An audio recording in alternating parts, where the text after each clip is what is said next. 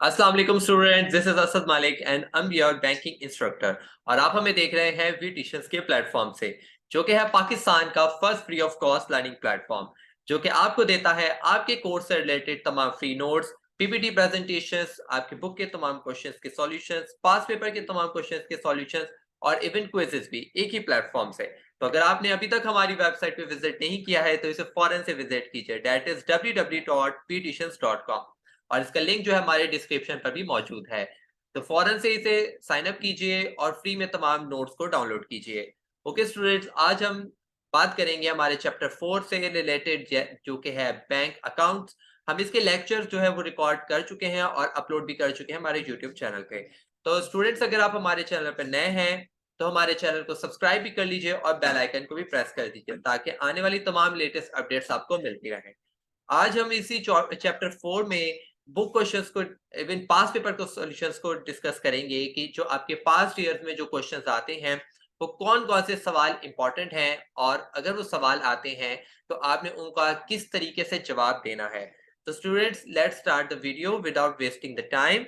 हम आपके साथ सबसे पहले उन क्वेश्चंस को शेयर कर लेते हैं जो जो आपके पास पेपर्स में आए हैं, और आपने उनका किस तरीके से जवाब देना है वो हम डिस्कस करेंगे। ओके स्टूडेंट्स, सबसे पहले आपके पास, आपको पता है कि आपका पेपर दो पार्ट्स में आता है क्वेश्चंस के। एक आता है पार्ट बी और एक आता है पार्ट सी। पार्ट बी में जो होता है, सेक्शन बी जो होता है, उसमें शॉर्ट क्वेश्चंस होते हैं, जो कि एक क्वेश्चन जो है वो 4 मार्क्स का होता है। और जो लॉन्ग क्वेश्चंस होते हैं वो थोड़े डिटेल में आपको उसका जवाब देना होता है। तो सबसे पहले हम शॉर्ट क्वेश्चंस की बात करेंगे। शॉर्ट क्वेश्चन में एक सवाल जो है वो कंटिन्यूअसली आता जा रहा है, इट मीन्स कि मोस्ट इंपॉर्टेंट क्वेश्चन है और इसके बहुत ज्यादा पॉसिबिलिटीज है कि आपकी ये इस ईयर भी ये सवाल आ जाए। सबसे पहले सवाल है, analyse the different types of bank account, describe any one. देखिए, यहाँ पर उसने दो चीजों की डिस्कशन की है कि हमें सबसे पहले बताइए कि बैंक अकाउंट्स कितने टाइप के होते हैं और उसमें से किसी एक को डिस्कस कीजिए। इट मीन्स कि आपको सबसे पहले बैंक अकाउंट्स के नाम लिखने हैं कि कौन कौन से बैंक अकाउंट्स होते हैं, और उन नंबर ऑफ बैंक अकाउंट्स में से जो आपको इजीली उस टाइम पे समझ में आ रहा है, जो आपको ज्यादा अच्छे से समझ में आता है, जिसकी अंडरस्टैंडिंग आपको ज्यादा है, आपने उन चारों में से एक को सेलेक्ट करना है और उसके बारे में लिखना है। ठीक है। तो मैंने ये देखिए, इस तरीके से मैंने टाइप ऑफ बैंक अकाउंट्स को मैंने नाम लिखे हैं, उनके ऊपर मैंने थोड़ी-सी डिस्कशन की है। आप चाहें तो इसको स्किप भी कर सकते हैं अगर आप सेविंग अकाउंट के बारे में ज़्यादा लिखना चाहते हैं, या जो भी आप जिसके बारे में आपकी अंडरस्टैंडिंग ज़्यादा है। क्योंकि आपने एट द एंड सवाल को हाफ पेज या पौना पेज उसको कंप्लीट करना है। ठीक है? तो अगर उसके अंदर-अंदर अगर आप लिख सकते हैं तो आप कोशिश ऊपर से बढ़ा लें, या जो डेफिनिशन है उसको बढ़ा लें। लेकिन आपको सवाल की जो लेंथ है उसको अपने माइंड में रख कर ही जवाब देना है। ठीक है? तो ये सवाल जो है ये आपको 2022 में भी आया है, 2014 में, 2013, 2012 और 2013, मतलब रेगुलर और प्राइवेट दोनों में। इट मीन्स कि ये लगातार 5 साल से कंटिन्यूअसली आता रहा है। ठीक है? इट मीन्स कि ये मोस्ट इम्पोर्टेंट सवाल है, आपने इसको नहीं छोड़ना है। जहाँ पे डिस्क्राइब एनीवन है, इट मीन्स कि आपको चारों के बारे में डिस्कशन आपको पता होनी चाहिए। यहाँ पे वो डिस्कस एनीवन की जगह पे कोई नाम भी ले सकता है, जैसे कि उसने आगे लिया होगा किसी सवाल में। अगला सवाल है हमारे पास, describe current account and fix account. जैसे कि यहाँ पर इसने दोनों के नाम ले लिए हैं। ठीक है, यहाँ पे क्या पूछा, मैं हाईलाइट भी साथ साथ में कर देता हूँ, करंट अकाउंट और दूसरा फिक्स्ड अकाउंट।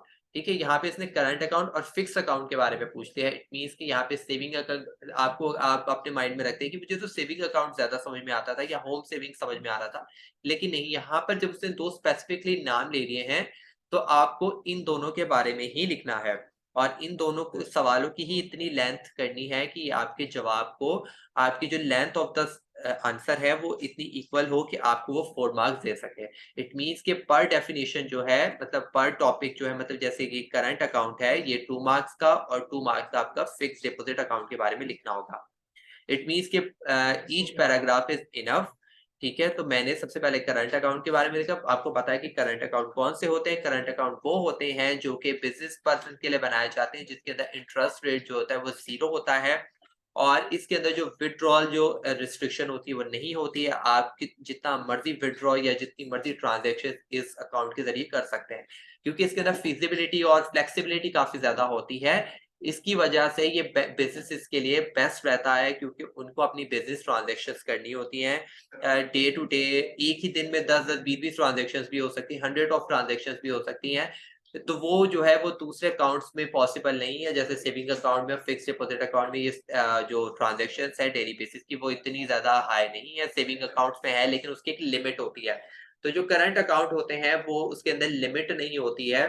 तो इसकी वजह से ये स्पेसिफिकली बनाए ही बिजनेस पर्सन के लिए जाते हैं। तो ये करंट अकाउंट हो गया। फिक्स डिपॉजिट अकाउंट आपको पता है, ये एक ऐसे नेचर ऑफ अकाउंट होता है जिस जो आप एक specific amount, specific period of time के लिए ये बनाया जाता है, और इसके जो भी बेनिफिट्स हैं, जो भी इसकी मेच्योरिटी होगी वो आफ्टर 10, ज्यादातर यही होता है कि 10 इयर्स तक का ये प्लान होता है, और 10 इयर्स के बाद ही ये मेच्योर होता है, और 10 इयर्स के इससे पहले पहले ये जो है आप इसमें से विड्रॉ नहीं करवा सकते। अगर आप ये पैसे विड्रॉ करवाते हैं तो बैंक जो है एक उसमें से एक अच्छी खासी अमाउंट जो है वो डिडक्ट कर देगा, और आपको इवन लॉस हो जाएगा। लेकिन बहुत से लोगों को विथड्रॉ करवाना पड़ जाता है बीच में। तो फिर क्या होता है कि अगर आप आपकी जो अमाउंट थी उसमें से कुछ परसेंट जो है वो डिडक्ट करके आपकी विथड्रॉल अमाउंट जो है आपको दे देगा। ठीक है? तो ये बेसिकली होता है लॉन्ग पीरियड ऑफ टाइम के लिए। इसके इसके अंदर जो इंटरेस्ट रेट होता है वो कंपैरेटिवली हाई होता है सेविंग अकाउंट्स के जरिए से, कंपैरेटिवली सेविंग अकाउंट्स है। ठीक है जी। तीसरा सवाल है हमारे पास, analyse the different types of bank account, describe current account. ठीक है?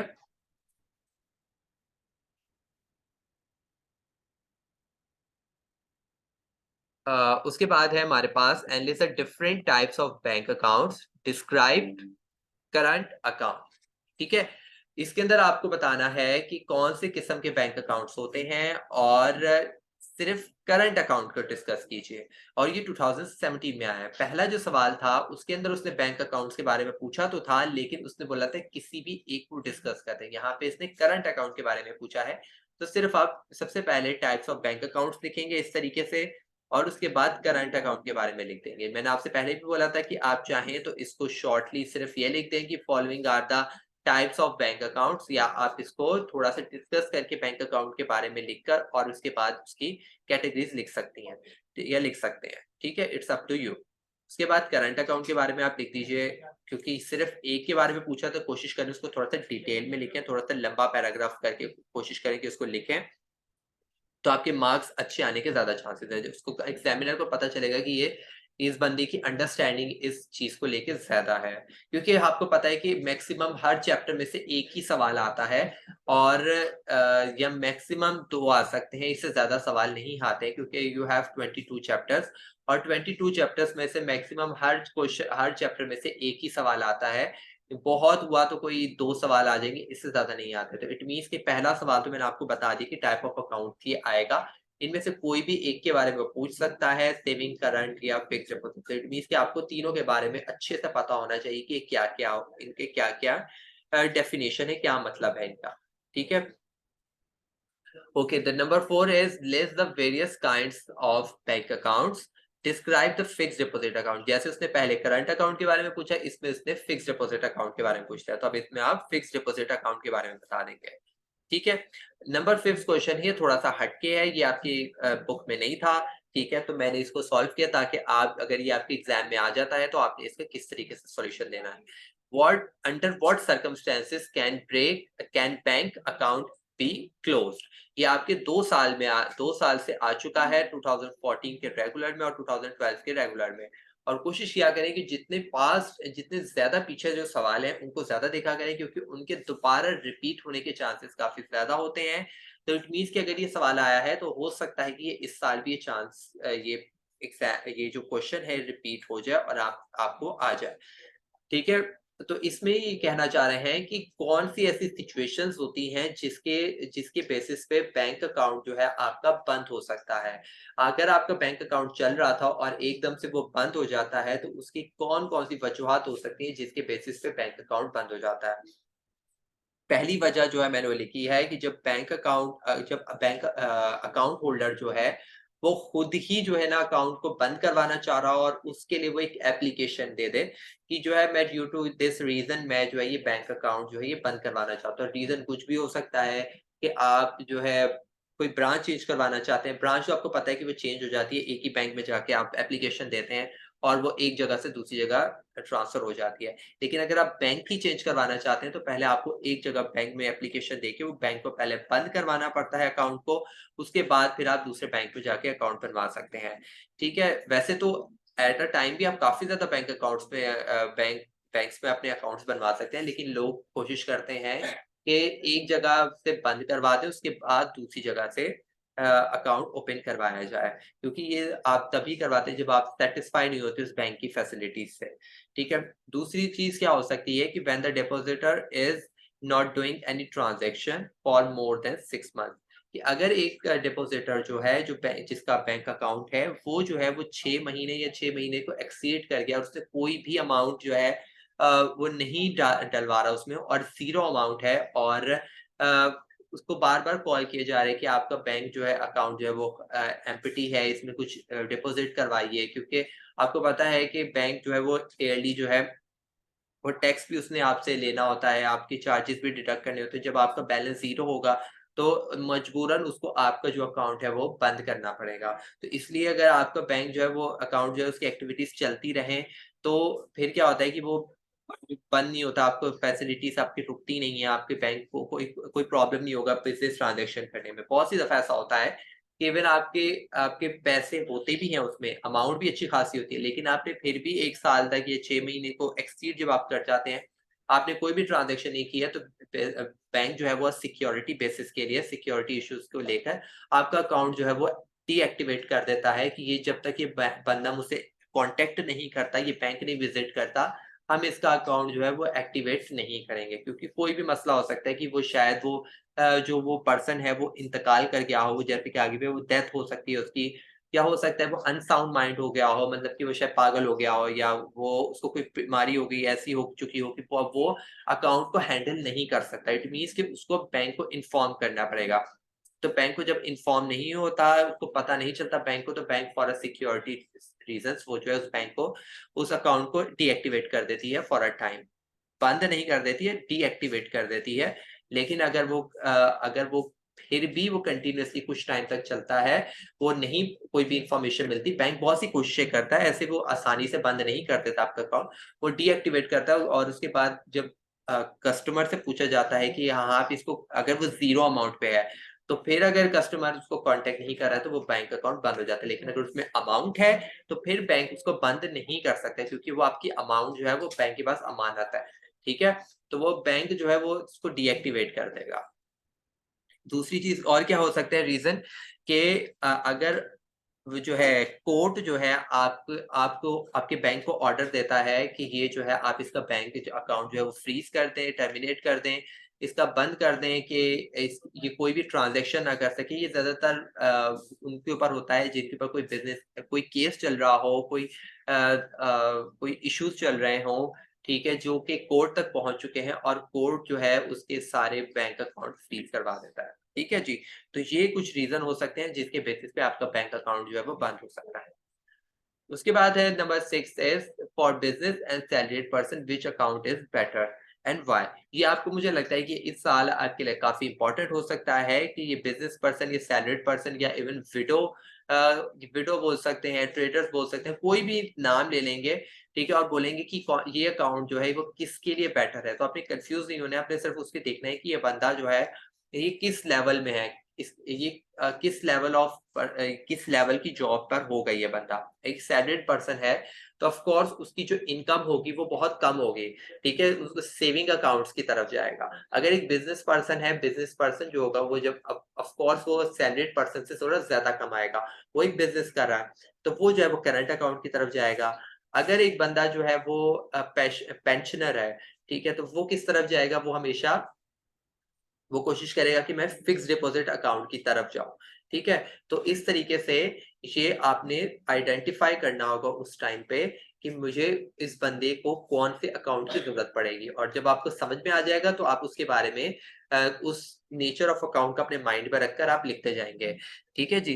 जैसे मैंने लिखा कि बहुत ज्यादा सेवरल और टाइप्स ऑफ अकाउंट्स होते हैं जो कि बैंक ऑफर करता है, और जो करंट अकाउंट है वो बिजनेस पर्सन के लिए होता है, और जिसके अंदर कोई डेली रिस्ट्रिक्शंस नहीं होती हैं। और करंट अकाउंट कौन सी फैसिलिटीज दे रहा होता है, ओवरड्राफ्टिंग की, taking out more money than the amount is available on the current account. तो इस तरीके से जो कि करंट अकाउंट जो कि बिजनेस बिजनेस पर्सन के लिए जरूरी होता है। सैलरीड पर्सन क्या होता है, सैलरीड पर्सन को अपनी सेविंग्स के लिए अकाउंट चाहिए होता है जो कि उनकी स्मॉल सेविंग्स को एनकरेज करे, और सेविंग अकाउंट जो होता है उनकी सेविंग्स के ऊपर उनको इंटरेस्ट रेट देता है जो कि उनके लिए बेनिफिशियल होता है।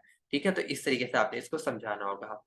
यही आपने देखे कि घूम फिर के सिर्फ टाइप्स ऑफ अकाउंट्स के बारे में ही आपके 10 ईयर में मैंने निकाला, और सिर्फ यही सवाल है related to your kinds of banks. ठीक है, तो बैंक्स अकाउंट्स, तो इट मीन्स कि आपने इस टॉपिक को छोड़ना नहीं है, बहुत ही इसको सोच समझ के और डिटेल में इसको समझना है। आपके सेक्शन सी में एक सवाल आएगा, वो सेक्शन बी के लिहाज से बहुत इंपॉर्टेंट है, काइंड्स ऑफ बैंक्स अकाउंट्स, और सेक्शन सी के मतलब डिटेल सवाल के लिहाज से जो इंपॉर्टेंट क्वेश्चन है वो है describe the procedures of opening and bank account. Bank account open करने के कौन से प्रोसीजर हैं, या how to open the bank account. ठीक है, ये बहुत ज्यादा इंपॉर्टेंट है, ये 3 साल से लगातार आ रहा है, और हो सकता है इसके आने के चांसेस काफी हाई है इस दफा। तो बैंक अकाउंट को इसमें जाहिर सी बात आपको डिटेल में लिखना है, तो कोशिश करें कि इसको 2 से 3 पेजेस तक लेके जाएं आराम से।